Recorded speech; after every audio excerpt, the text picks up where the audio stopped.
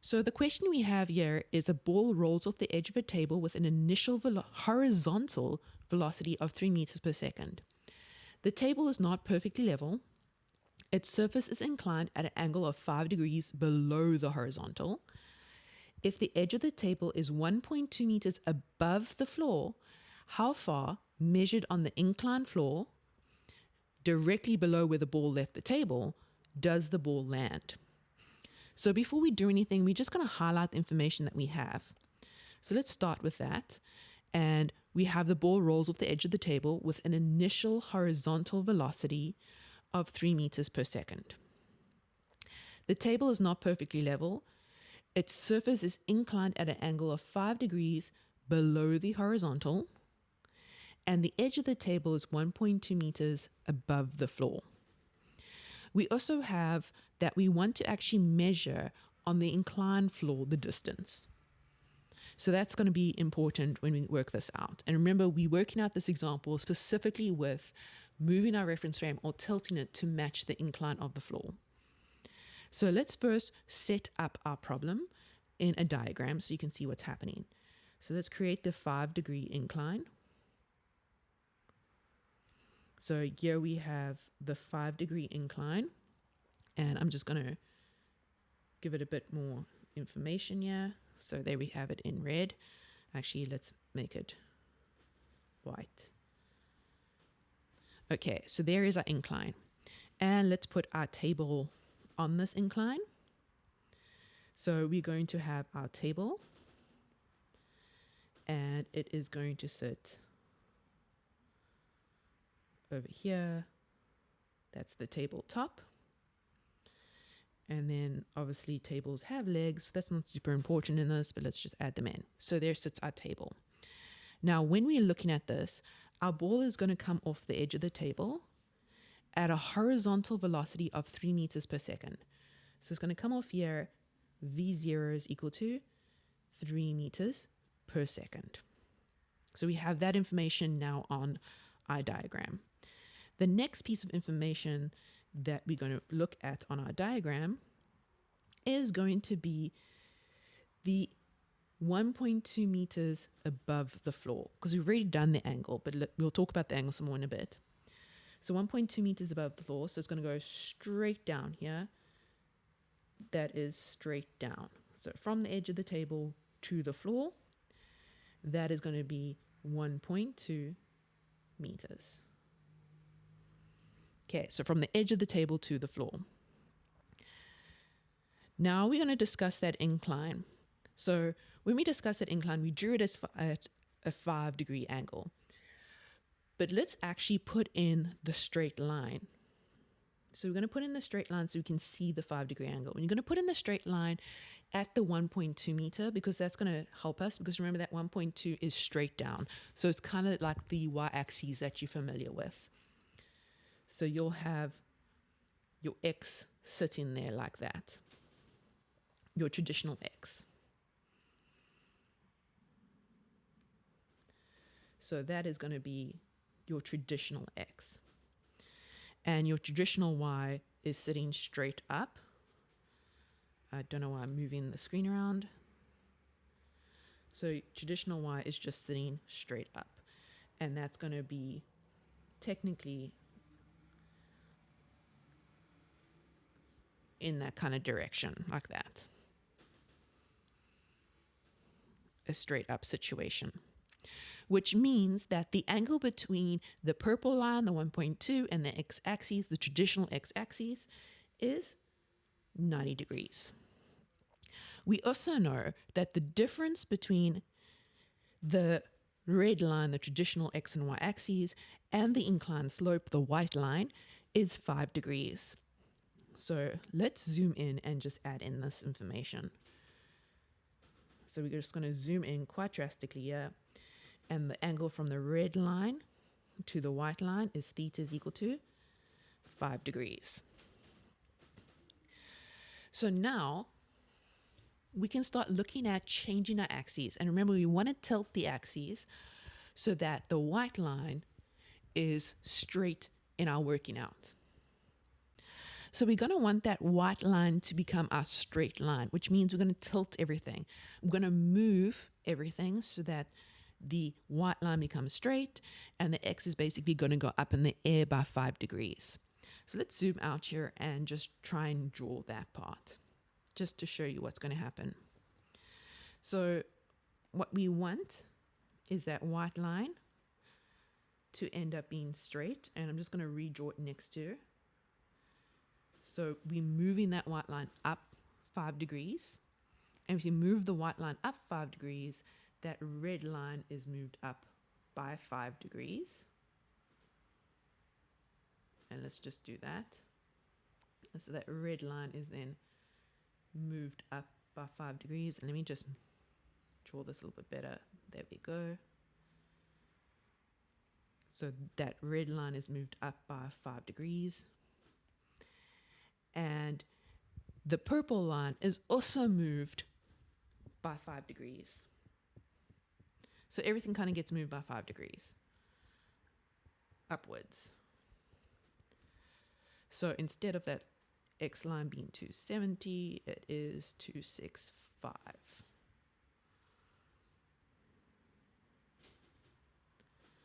And let's just put it there. This part isn't important. You don't have to draw this part. This is just so you can visualize what's happening and see what's happening.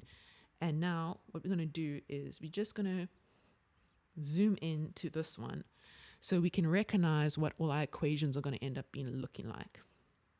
So remember, the difference between the red line and the white line is theta is equal to 5 degrees. The difference between the red line and the purple line is 90 degrees, which means the leftover bit, so this bit over here between the purple line and the white line, and we care about the white line because the white line is going to be our x-axis. So we're looking at the angles on our x-axis is going to be 180 degrees minus the 90 minus the 5, which is going to give us our 85. And this is just in case you aren't comfortable with what's going to happen next and being able to see that we're going to use that 5-degree angle anyway. So that is 85 degrees. Now what we need to do is we need to add in the y-axis. And remember, the y-axis is perpendicular to the x-axis. So it's going to be straight and perpendicular. So we're going to have it sitting like over there. And the reason I placed it like that is because now you can see that there's kind of a triangle forming, because remember that purple line went all the way to the white line. And we have this triangle occurring over here. So the triangle sits. And we need this so that we can work out the 1.2 meters component in the new y-axis, the tilted y-axis. I'm going to refer to this as x apostrophe and y apostrophe. So we need the h apostrophe in this situation. We know that the purple line is 1.2. And we know information about the angles. So the information we know about the angles is that it is a right angle triangle. So let's zoom in so you can actually see that. That is a right angle triangle. So that is 90 degrees there to the white line. We also know that this little angle in here is actually that yellow angle that we did previously, like in gigantic form. So this is actually 85 degrees. We worked that out earlier, which means that this top one is 5 degrees. Now you can do this in different ways to calculate or get the angles, but this is just one way with a straight line and then just using a right angle triangle to get to our point. So we find the first corner of the triangle by using our straight line equations, and that was that 85 degrees. And then we just get the other one by looking at, oh, we have a triangle and it's a right angle triangle. So it is your 180 minus the 90 of that right angle minus the 85 because it's the angle at the bottom, and it leaves us with the angle at the top. So that's just one way we can do it. Okay, so I'm just going to zoom out a bit so you can see that a little bit more clearly and connect it with what was previously there. So this was the first one, figure 1, is your original coordinate system, the standard X and Y. And figure 2 is where we are converting it, and we are using the incline slope, that white line from figure 1, as our new x-axis. And then we need to now go back into here. I just wanted to remind you about that, because now we need to figure out the height in the new y coordinate. So we want to work out h prime, which goes all the way down to obviously the x-axis there. So we want to work out h prime. So if you want to work out h prime, we just use our standard trig Pythagoras stuff. So there it's a right angle triangle. The hypotenuse is 1.2. So you have h prime over 1.2 is equal to, and I'm going to use the 5 degree. So I'm going to use the 1 at the top. So then it's adjacent, which is cos theta. And obviously I'm using the 5 degrees, so I can actually write this as cos 5 degrees, which means my h prime is 1.2 cos 5. So that's going to be my new h for this coordinate system. So then we can clean this up a bit in a bit, but right now let's just focus on that. So we have our new h. We also need to look at a new v, because remember, our v was horizontal to our original coordinate system, the x and y, and we want to be able to look at v in our new coordinate system. Now, you won't have to do this as a new diagram. I'm just going to do it as a new diagram to keep things clear. But once you do the one, you should be able to go from one to the other to the next and so on. So looking at our V0, and we're going to draw another diagram to represent this. We have V0. And remember, we moved our coordinate system. So we had our new x and our new y are now the straight lines. So there's our new x and our new y. Let me just zoom out a bit. There we go. And our new y. But everything was tilted. So technically that moved up 5 degrees. So you had that red line was 5 degrees upwards now. So you had that red line was 5 degrees upwards, which means that that green for the velocity was also 5 degrees upwards in the grand scheme of things. So I'm going to actually just look at it as if that V0 was at the coordinate system point. So it's sitting at 5 degrees there. So we're going to have V0 3 meters per second. And then we're going to zoom in because obviously we need to look really close. So let's zoom in quite drastically here. So remember, from the red-green line, this was theta is equal to 5 degrees. Now we just need it in terms of the x and the y components. So once again, it's just a triangle system that's taking place. So we have this triangle. We have this theta is equal to 5 degrees, and that is horrible text. Let's just make it a bit smaller. Theta is equal to 5 degrees there to that line, and we have that line obviously sitting there like that. So we want to work out the x and the y components. So we're just going to pull it down from here, and we're looking at those two components that we want. So we want the vy and we want the vx, specifically the initial ones and for this, so it should be 0y and 0x. So let's just fix that up a bit.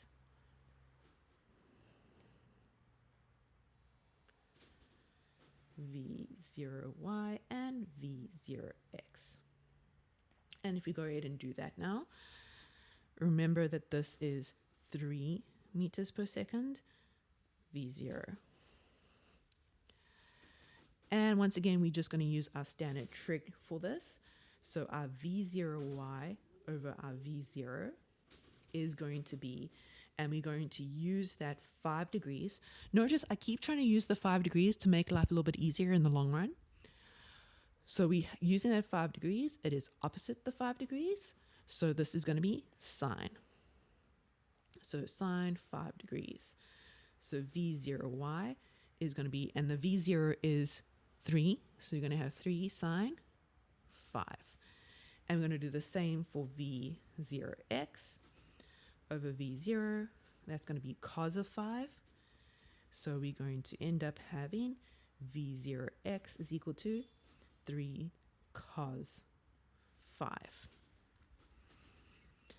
And we're just going to refer to this as figure 3, just to make it a little bit easier on us to see how we get to each part. And let's just fix that text a bit.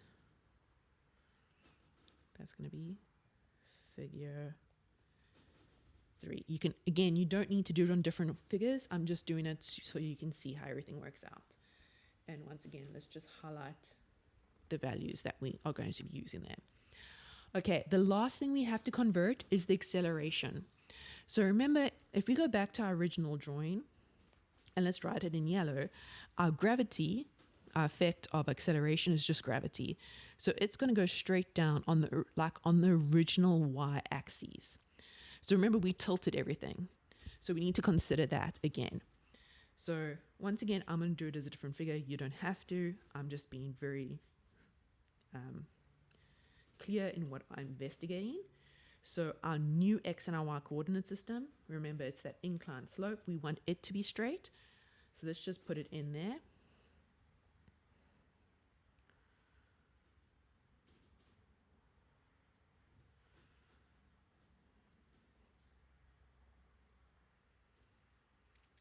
Dun, dun, dun. So that is going to be our new x and y, which means our old one was sitting and it is being moved up 5 degrees.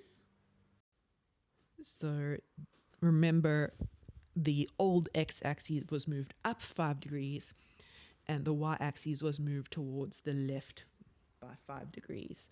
I'll show you now with arrows what I mean, but I just want to draw the y-axis as accurate as possible.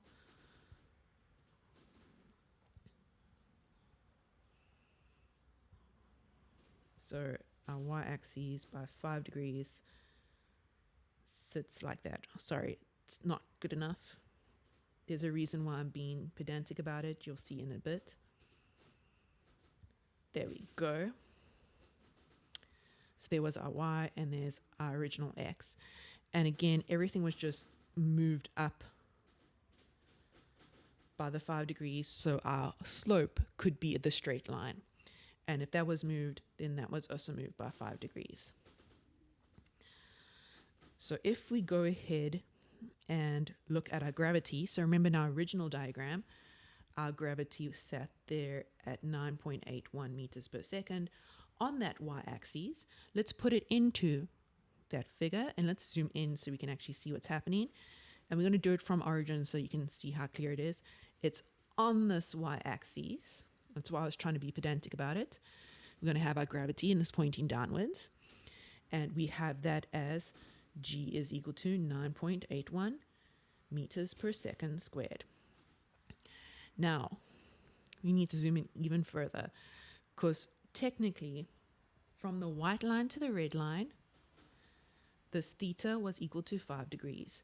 So from the white line to the red line on this side, it's also equal, theta is equal to 5 degrees, which means from the red line, from the x-axis, and let's highlight that a bit so you can see from this x-axis to this yellow line, that one over there is 85 degrees.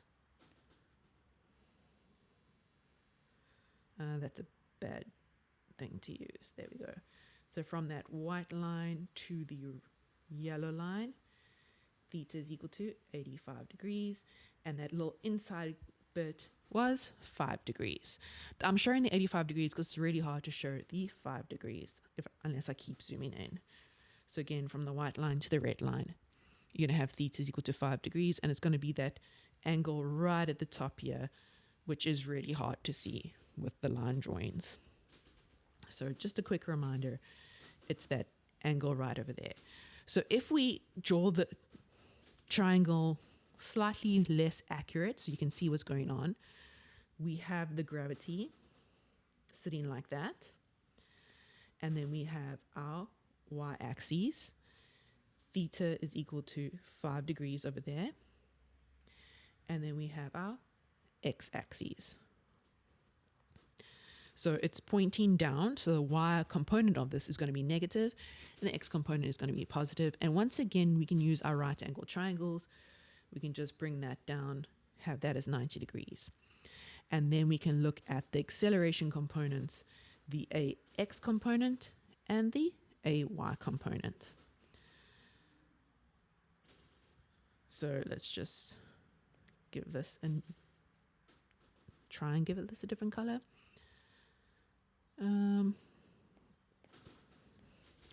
So we're going to have, this is our ax component. There we go. That's going to be our ax component. So if you look at our ax component is ax over the acceleration, which is your g here of 9.81 meters per second squared. So it's going to be your g. And then we're going to use the theta is equal to 5. So it is opposite. So that's going to be sine theta. So ax is your g magnitude, and I'm just writing as magnitude to remind you about that. Here I don't have any vectors showing, so it's technically magnitudes anyway, but it is the magnitude of it. So it's the 9.81 sine 5, and we can do the same for ay over g cos theta. So ay is and g cos 5. So just a note, if there is no bolding or lines above it, it is the magnitude. And you can either write as the absolute value of the vector, well, absolute value signs of the vector, or just the g by itself like that, if you can distinguish the two of them. And so we have those two components as well. But very importantly, this ay is pointing down. We need to acknowledge that. So we're going to, so very importantly, the ay component of this is pointing down. So this ay needs to be negative. So ay needs to be negative. And it's negative because it is downwards. Okay, so that is going to be our figure 4. Let's just zoom out a bit so you can see all our figures. And that is just helping us build our new coordinate system. So in our new coordinate system, we have the height is 1.2. We have the Vy component is 3 sine 5, and the Vx component is 3 cos 5. And then we have the acceleration, which is obviously super zoomed out right now, so you can't really see it. But it was, okay, I just want to select our accelerations and just make that a bit bigger so when we zoom out of figures, we can actually read it. So again, there is all our information for our new coordinate system. So now we can write down everything that we know, and we can actually go about to solving everything. So let's go ahead and write down everything we know. So we know now that our h prime is equal to 1.2 cos 5 degrees. And remember, that comes from figure 2. Then we know from figure 3 that our V0y is 3 sine 5. and our v0x is 3 cos 5.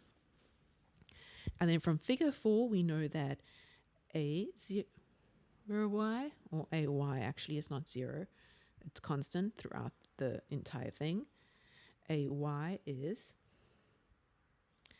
g cos 5, and it's negative because it's going downwards. And ax is g sine 5. So on our new x coordinate system, x and y coordinate system, we have this situation. We have that h prime value. So we know at x0 and y0, we're actually sitting at 0 and h prime. And then we are going off with v0 is 3 sine 5 and v0x is 3 cos 5. And so we eventually, going from there, so we go slightly up with the velocity and then we come back down. So that's what we have with our current system. And we can now go ahead and find all our equations, because if we have our a vector, which we do have, again, g sine 5 minus g cos 5, we can work out our v vector. And we can work out our v vector by taking the integral of a with respect to dt, get our integral of dv. And once we have our v vector, we can get our r vector by taking the integral of v dt with integral dr. Where is that coming from again, in case you weren't sure or you've forgotten, or just the way I've said it was slightly weird? Remember, we have acceleration is equal to dv dt, and then a dt dv, and now you can integrate both sides. And the same for the position. We have velocity is dr dt, which means v dt is equal to dr, integrate both sides. So it's coming from that. And because here, when we look at everything, firstly, acceleration is constant. So we can, it's already separable. Constant with dt is perfectly fine. Our velocity is going to be with respect to time. So again, this is going to be fine the way it is. So now we can go ahead and solve everything from this point. Okay, so let's go ahead and solve everything from this point. I'm just going to do that because we don't really care about the rest of the information anymore. And we're going to start with acceleration. So acceleration, it's g sine 5 and minus g cos 5.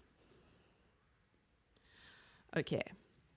Now, remember, when we do an integration, we can do it per component. So I'm going to separate them into components. I'm going to do the x component over here and the y component over there.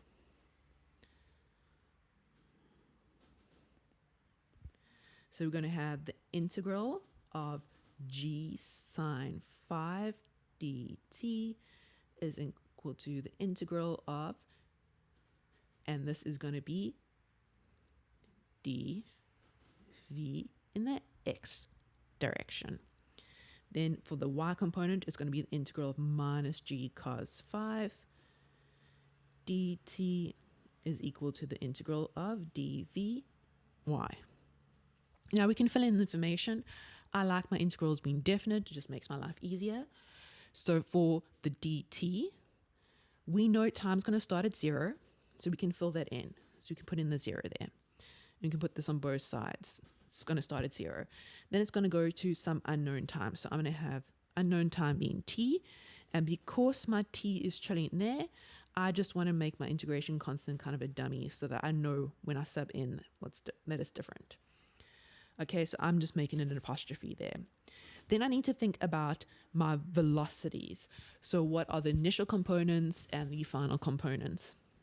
So to make life easier, instead of subbing in 3 sine 5 right now, I'm just going to write it as v0y, and instead of subbing in 3 cos 5, I'm going to write it as v0x, and I'll sub that in right at the end. Otherwise, I have to fill in a lot of information. And remember, you only want to actually make your numbers shorter or round them off and stuff when you get to the very end anyway, as a mathematician. So v0x to vx, and again, just going to make that vx slightly different. v0y to vy, and make that vy slightly different. I'm just going to put a line there so we can see that they are separate and different. So this first one, g sine 5 is a constant. So it's g sine 5 t apostrophe from 0 to t, vx apostrophe from v0x to vx. And then we can go ahead and put in all our information. So be g sine 5 t, and then the minus 0 is going to go away. And then we're going to have vx minus v0x. Therefore, we're going to have v of x is v0x plus g sine 5 t. And I could have left this g sine 5, by the way, as just my ax. And I could have then filled in later on my g sine 5. So I could have done it as just ax and then moved on from there. But you're already at this point. I'm not redoing this video. Okay, so then we're going to do the y components. It's going to be minus g cos 5 degrees, t prime, 0 to t, vy prime, v0y to vy, minus g cos 5 degrees, t is equal to vy minus v0y. So vy is equal to v0y plus g cos 5 degree t. And then I just realized I made a super basic mistake. Here it should be minus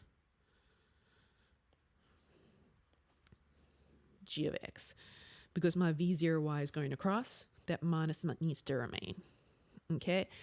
And once again, I could have just left this as ay. So instead of doing all this working out with this subbed in, I could have left it as ay, and I could have left this one as ax. So just take note of the slight differences there that you could do. So now I have my vx and my vy's. And let's do our positions as well. So we now have, and I'm just going to draw a double line here. We have our v is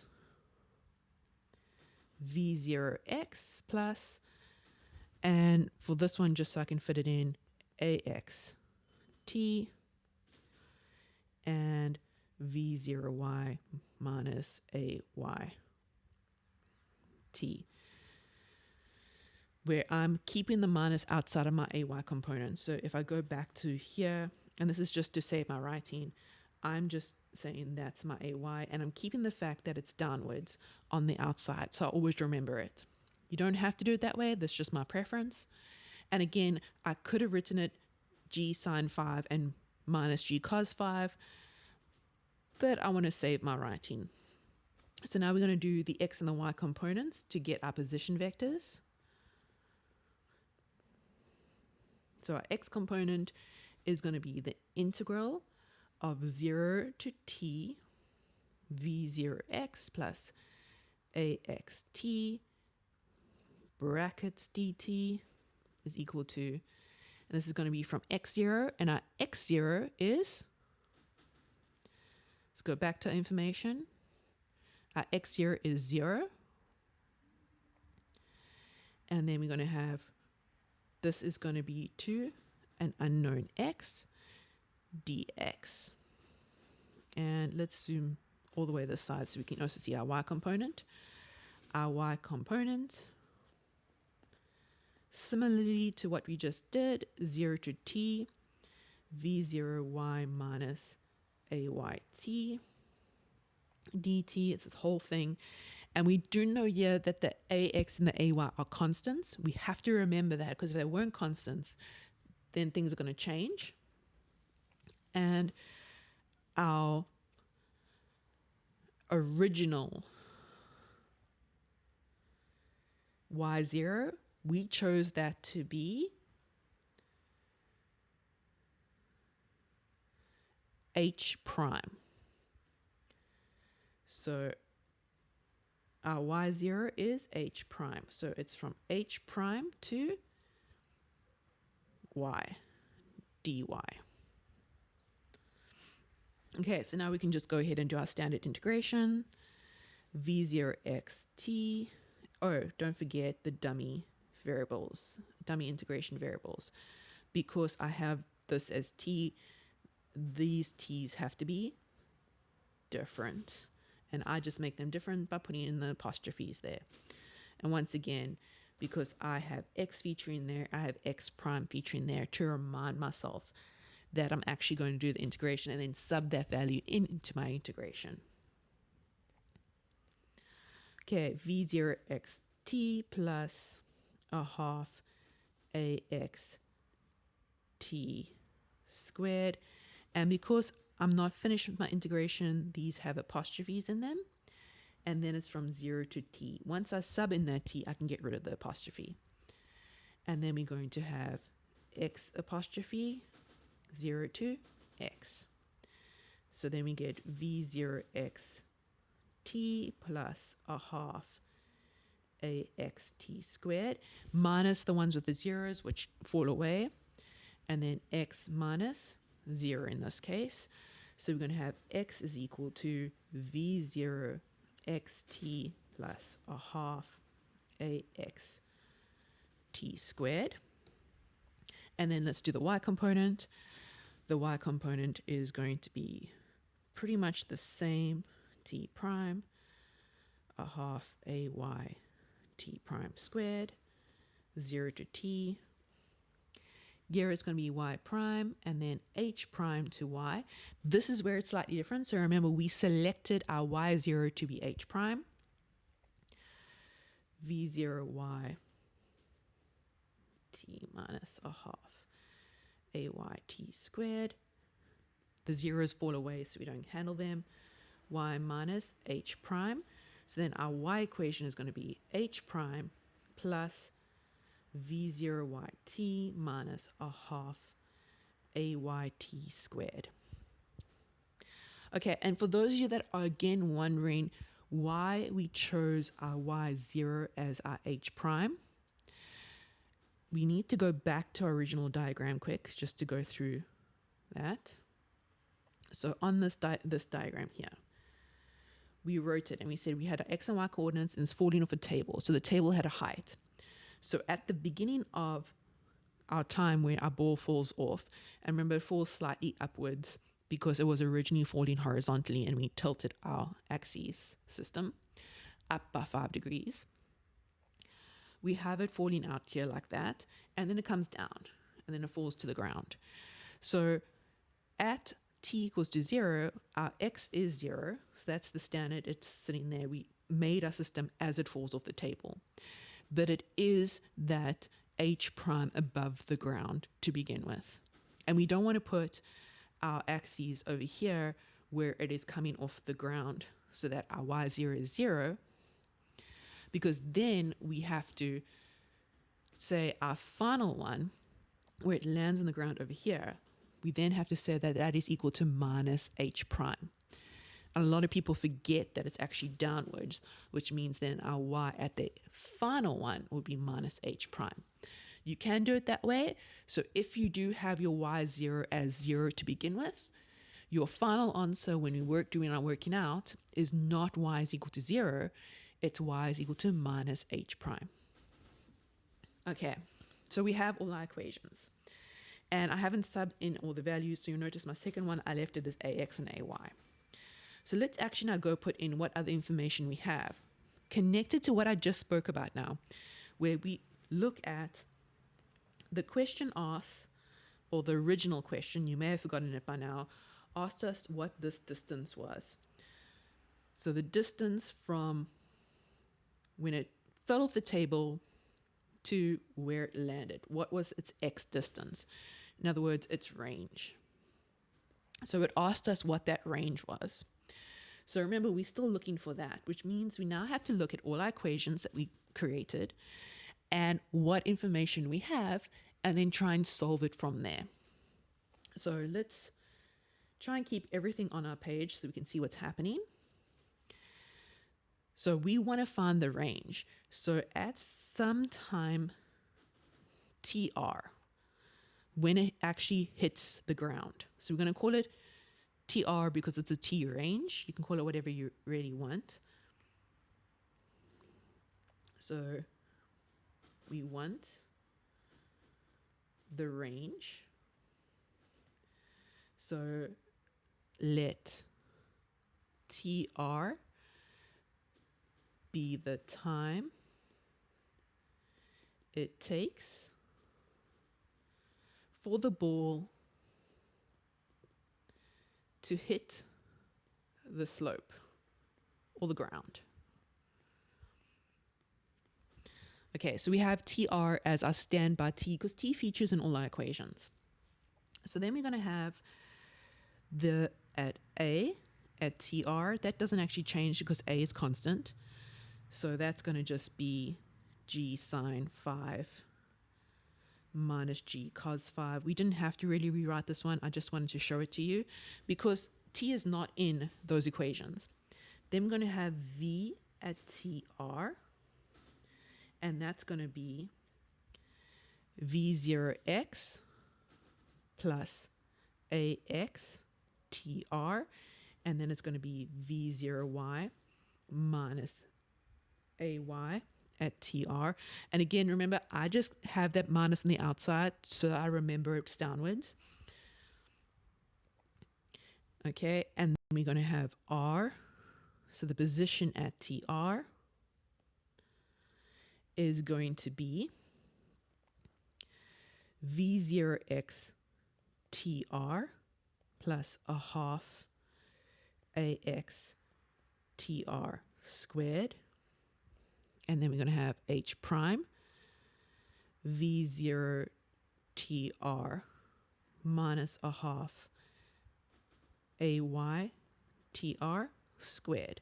So all I've done is where T's are, I have subbed in TR. But I also know some information about these at that point. So I know my R at TR is going to be equal to some length referred to as my range, which is I'm going to refer to as R. And then my height here is going to be where y is equal to 0. So my x component is the r, it's the unknown, and my y component, so remember it's on this x-axis. So my y is 0. So I can fill that in as 0. So I know information there. And then I'm like, okay, are there any other unknowns in this position equations? So let's write that out quick and actually just connect the dots here. So when I'm looking at this, I'm going to connect these, and let me just write them with an arrow so you can see what I'm talking about. I'm going to connect this one to that, and this one to that one. So you fill in as much as you know, and then you try to see if you can solve it from there. So I have V0x TR plus a half AX TR squared is equal to the unknown R. How many unknowns do I currently have? Let's count them. we don't know what TR is, and we don't know what R is. So I can't solve this equation right now. But it is an equation I have, and I can see if I can use it. So I'm going to write it as 1. By the way, we do know what these values are. We know what V0x is. We went and solved it. We know what AX is. We solved that as well. So those are known to us. We just haven't subbed them in yet. And then we're going to look at our second equation, which is H prime minus V0y TR minus a half AY TR squared is equal to 0. So that's going to be equation 2. And if you look at that one, we're going to have TR is the unknown, and we know what H prime is, we worked that out. We know what V0 is, we worked that out. We know what AY is, we worked that out. So let's go and put in all the values, because now we can actually, if there's only one unknown, we can solve it. So H prime was 1.2, and in case you've forgotten, let's go searching for everything again. It's sitting up there. So H prime is 1.2 cos 5. Okay, let's just go back. 1.2 cos 5. V0y, and again, it's sitting over there. V0y. Let's make our lives easier. Let's copy this and bring this down to us.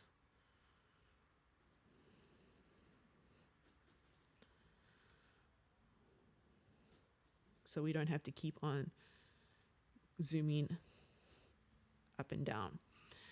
Okay, so we have V0y is 3 sine 5. Then the TR minus a half. And I just keep in mind, when I did the working out, I did this minus and I put it on the outside. So my AY in these equations is just the G cos 5. That was just the way I worked it out there. Otherwise, it would be plus a half AY. So we're going to have G cos 5 TR squared is equal to 0. And that means that we can go ahead and solve this.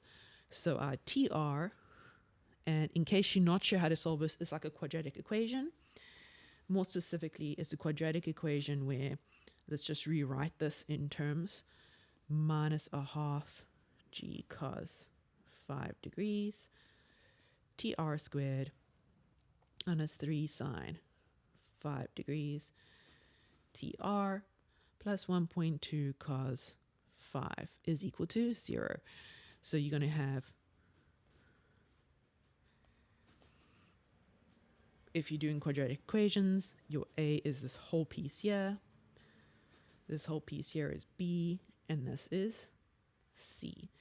So when you do your quadratic equation formula, it's minus B plus or minus the square root of B squared, not 4. I was getting ahead of myself. Minus 4AC divided by 2A. So we're going to get TR is equal to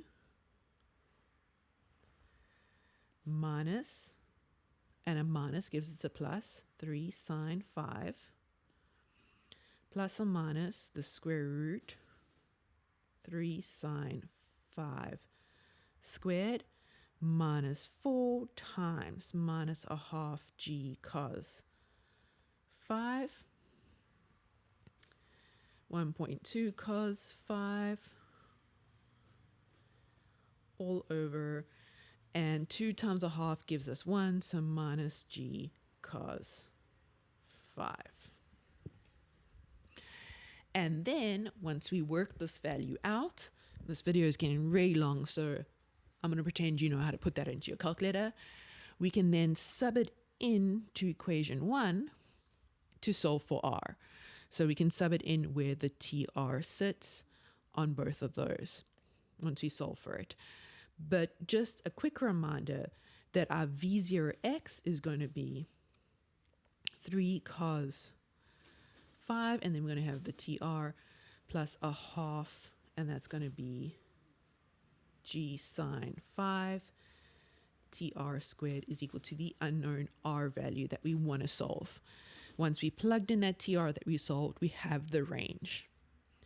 And the video is 50 minutes long, so I'm going to stop it at this point.